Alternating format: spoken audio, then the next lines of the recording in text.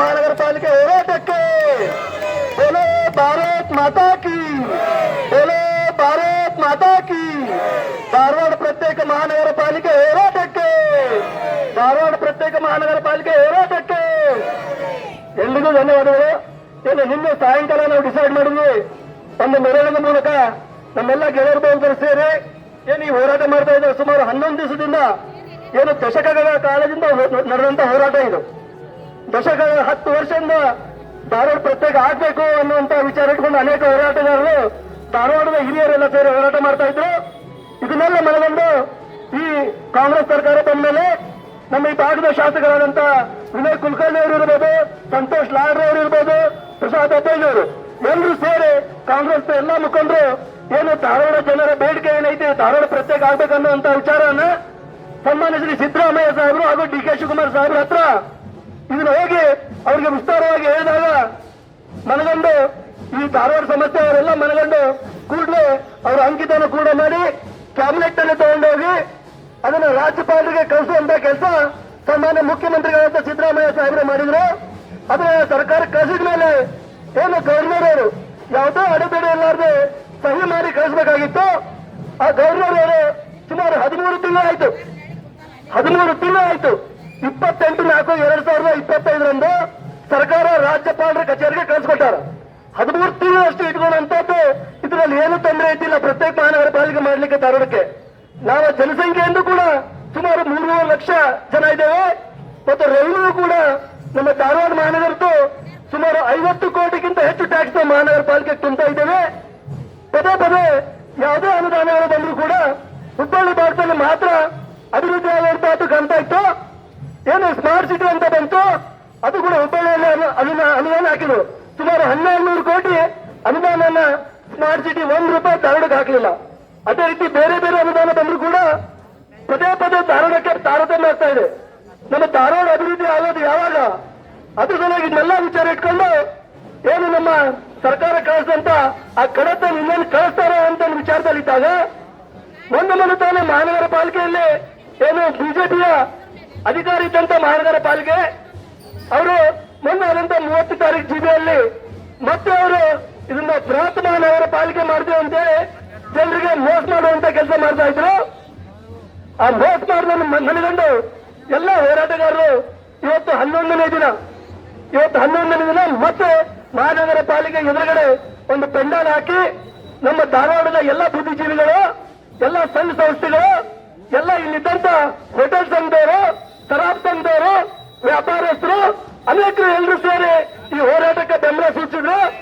ಬೆಂಬಲ ಸೂಚಿ ಆ ಮಹಾನಗರ ಪಾಲಿಕೆ ಎದುರುಗಡೆ ಸನ್ಮಾನ್ಯ ಬಿಡಿ ಹಿರೇಮಠರು ಏನು ಈ ಹೈಕೋರ್ಟ್ ಆಗಲಿಕ್ಕೆ ಕಾರಣೀಭೂತರಾದಂತ ಸನ್ಮಾನ್ಯ ಬಿಡಿ ಹಿರೇಮಠರ ನೇತೃತ್ವದಲ್ಲೇ ಹೋರಾಟವನ್ನು ಮಹಾನಗರ ಪಾಲಿಕೆ ಎದುರುಗಡೆ 11 ಶುರು ಮಾಡಿದ್ದಾರೆ.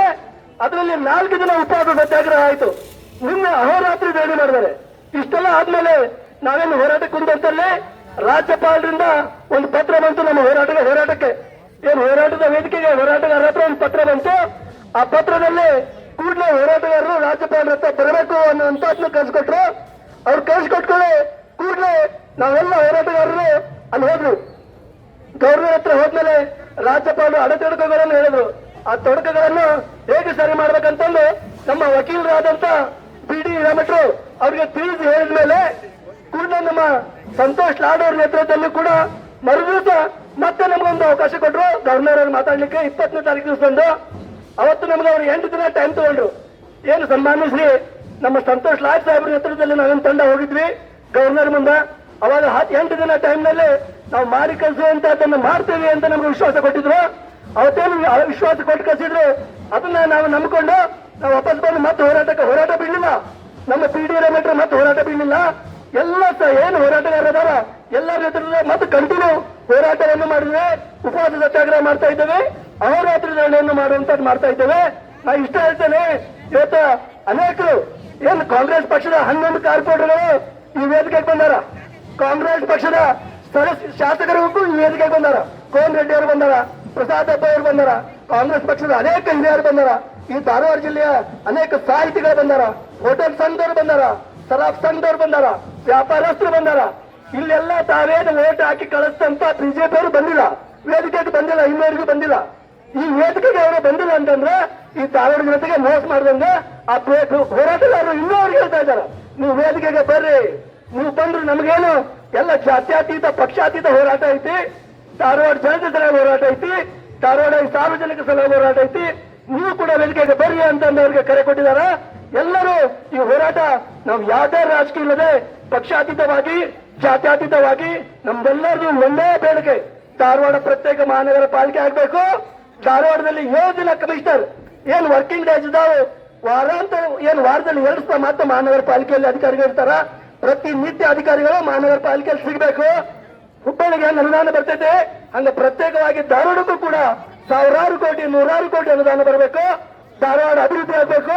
ವಿದ್ಯಾಕಾಶಿ ಧಾರವಾಡ 1000 ಸಂಖ್ಯೆಯಲ್ಲಿ ಲಕ್ಷಾಂತರ ಸಂಖ್ಯೆಯಲ್ಲಿ ಬೇರೆ ಬೇರೆ ತಾಲೂಕುಗಳಿಂದ ಬಂದು ಇಲ್ಲಿ ಓದುವಂತ ಮಕ್ಕಳಿಗೆ ಅನುಕೂಲ ಆಗಬೇಕು. ನಮ್ಮ ಧಾರವಾಡ ಅಭಿವೃದ್ಧಿ ಆಗಬೇಕು. ಒಂದೇ ಲಕ್ಷಣದಿಂದ ನಾವೆಲ್ಲರೂ ಸೇರಿ ಧಾರವಾಡಕ್ಕೆ BMC ಆಗ್ಲಿ ಅಂತ ಹೋರಾಟ ಮಾಡ್ತಾ ಇದ್ದೇವೆ.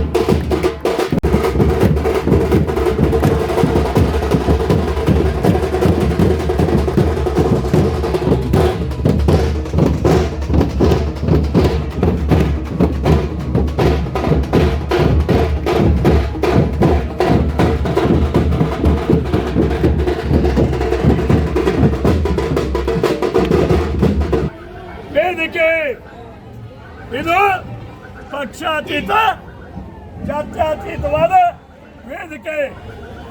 ಇದು ಹೋರಾಟದ ಗರಡಿಮಣಿ. ನಮಗೆ ತಾವು ಉಪಯೋಗಗಳು ಗೊತ್ತು, ಎಲ್ಲ ದಾಟಿ ಬಂದಿದ್ದೇವೆ. ಅದಕ್ಕೆ ಯಾರು ಈ ವೇದಿಕೆಗೆ ಬರ್ತಾರ ಅವರು ಇಲ್ಲಿ ಪ್ರಮಾಣ ಮಾಡಿ, ನಾವು ಯಾವ ಪಕ್ಷಕ್ಕೆ ಇಲ್ಲ, ಯಾವ ಜಾತಿಗೆ ಇಲ್ಲ, ಧಾರವಾಡಕ್ಕೆ ಮಹಾನಗರ ಪಾಲಿಕೆ ಆಗಬೇಕು ಅಂತೇಳಿ ನಾವು ಸತ್ಯ ಪ್ರತಿಪಾದನಾ ಸತ್ಯಾಗ್ರಹವನ್ನು ಮಾಡ್ತಾ ಇದ್ದೇವೆ. ಅದಕ್ಕೆ ಎಲ್ಲರೂ ಸಹ ಇದನ್ನು ಓದಿ ಅಲ್ಲಿ ಹೆಜ್ಜೆ ನಿಟ್ಟು ವೇದಿಕೆಗೆ ಹೋಗಬೇಕು. ಆ ವೇದಿಕೆ ಮೇಲೆ ಕೂತ ಮೇಲೆ ರಾಜಕಾರಣವನ್ನು ಮರೆತು ಹೋಗಿದ್ದೀರಿ. ಅದಕ್ಕೆ ಸತ್ಯ ಪ್ರತಿಪಾದನಾ ವೇದಿಕೆ, ಈ ವೇದಿಕೆಯಲ್ಲಿ ಪಕ್ಷಾತೀತ ಜಾತ್ಯತೀತವಾದ ವೇದಿಕೆ ನಮಗೆಲ್ಲ ಬೇಕಾಗಿದ್ದು ಧಾರವಾಡದ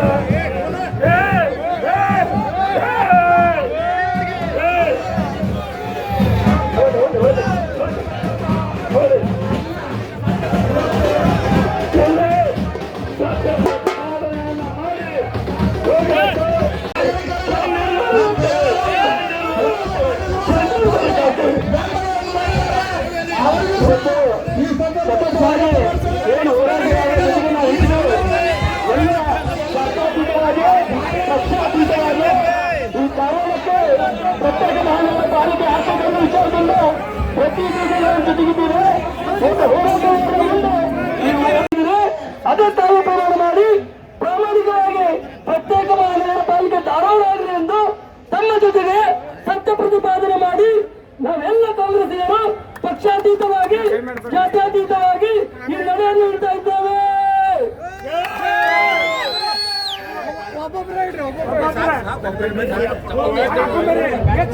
ಏನ ಸೈಡ್ ಬರ್ರಿ.